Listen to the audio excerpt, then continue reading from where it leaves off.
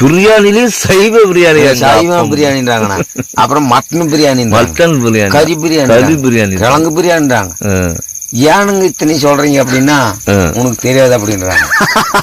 பாரு அவங்க அப்படிதான், அவங்க கலப்பாரு கூதிப்பாரு அப்படின்னு உனக்கு தெரியாதுன்றாங்க.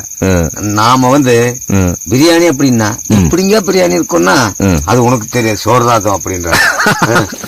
அது ஒரு சோறு தான், அது ஒரு சோறு. அப்புறம் உனக்கு தெரியாது, தக்காளி பழத்தை போட்டா தக்காளி சோறு, கறியை போட்டா கறி சோறு, அது அப்படி சொல்றாங்க. எந்த கண்டுபிடிப்பேன் நான்? எனக்கெல்லாம் ஒண்ணுமே தெரியல.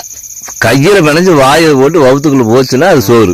அது அவங்க சொல்றது. அதுக்கு என்னென்ன பேரு வைக்கிறானுங்க, தக்காளி சோறு, தயிர் சோறு, தயிர் சோறு, தயிர் சோறு, தயிர் சோறு, தக்காளி சோறு, தக்காளி சோறு, கடையில கடையில் வெரைட்டி ரைஸ்ங்கிறான்.